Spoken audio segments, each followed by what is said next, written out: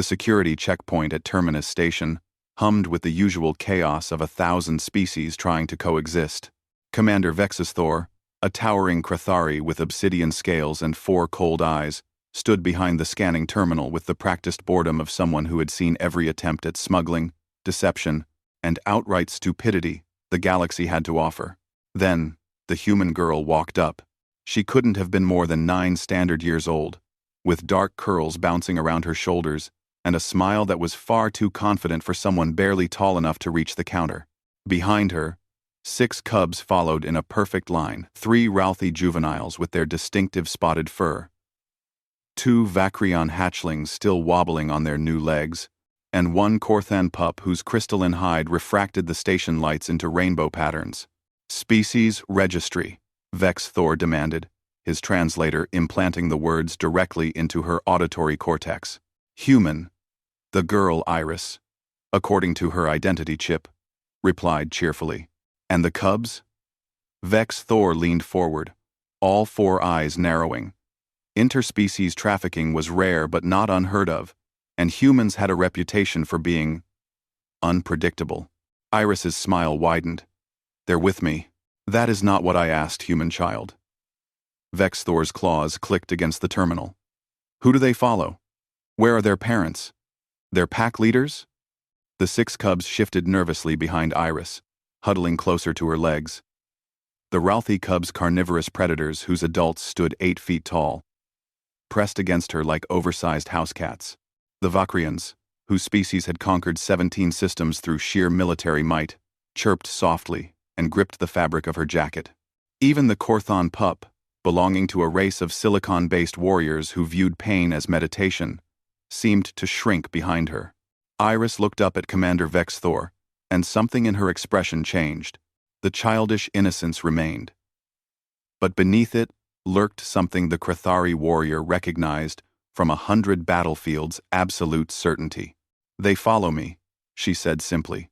Before Vexthor could respond, alarms screamed throughout the station. Red lights bathed the checkpoint as blast doors began to seal. His communicator crackled with panicked voices. Security breach Sector 7, unauthorized, Dravix hunting party. They're armed and searching for something. Vexthor's blood went cold. The Dravix were apex predators, hired killers who hunted for sport and profit. 6-limbed nightmares with a taste for exotic prey. And if they were here, someone had paid a fortune. The cubs behind Iris began to whimper. The Ralthi juveniles bared their small fangs. The Vakrians' crests flared in distress, and the Korthan pup's surface darkened to an angry crimson. Into the secure holding area, Vexthor commanded, already reaching for his plasma rifle.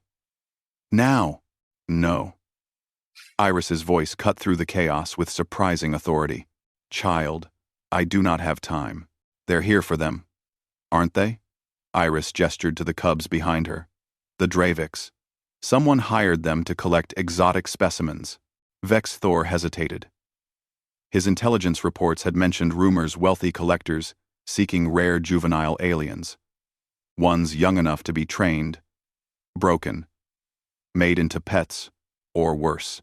But how could this human child know? That is not your concern. Station security will. Station security takes an average of 4.2 minutes to respond to Sector 7 threats. Iris interrupted, pulling a small device from her pocket.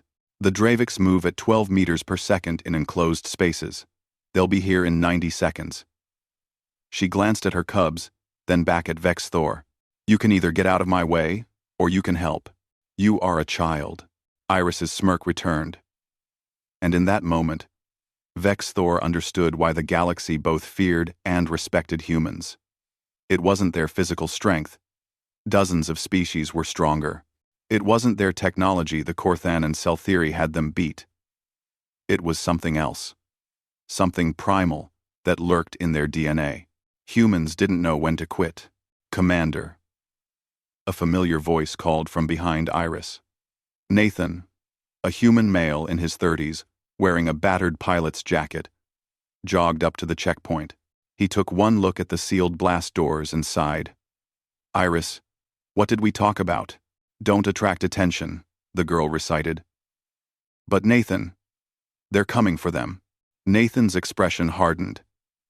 He met Vex Thor's gaze, and the Crathari saw recognition there, the look of one soldier acknowledging another. How many Dravix? Reports say 5. Vex Thor admitted, surprising himself. Armed with neural nets and stun weapons. They want them alive. Of course they do. Nathan knelt beside Iris and whispered something to her. She nodded, then turned to her cubs and made a series of hand signals. The juveniles responded immediately, forming a defensive circle with the smallest ones in the center. Your niece? Vex Thor asked. Something like that. Nathan checked his own weapon, a human-made plasma pistol that had seen better days. She's a rescue specialist. I'm just the transport. A rescue specialist. At 9 years old, 10 next month, Iris corrected, still smirking. And I've extracted 43 cubs from traffickers across 7 systems. These 6 are going home to their families.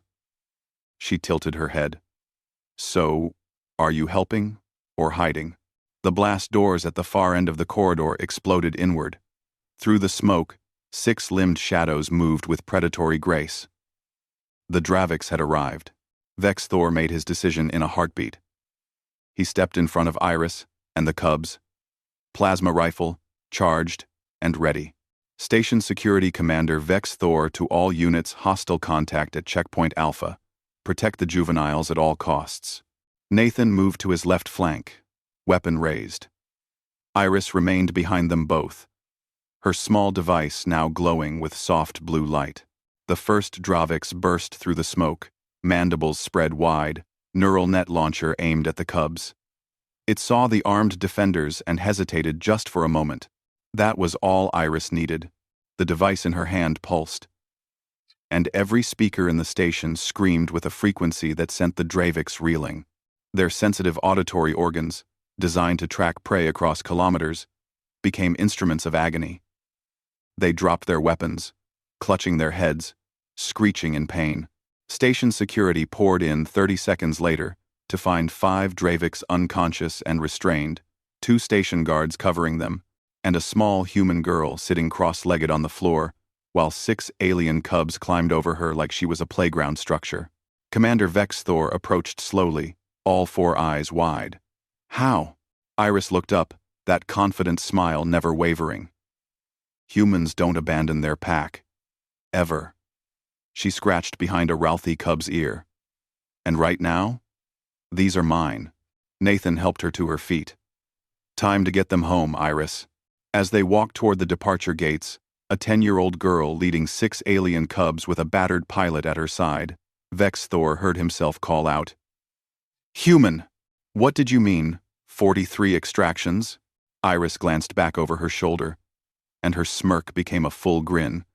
That traffickers should have learned by now you don't mess with Earth's children. Any of them. None of the security personnel spoke as they passed. None questioned their papers or demanded additional scans. Because everyone at Terminus Station understood, in that moment, what the rest of the galaxy was slowly learning. Humanity didn't need to be the strongest, the fastest, or the smartest. They just needed to care more fiercely than anyone else thought possible. And that made them terrifying.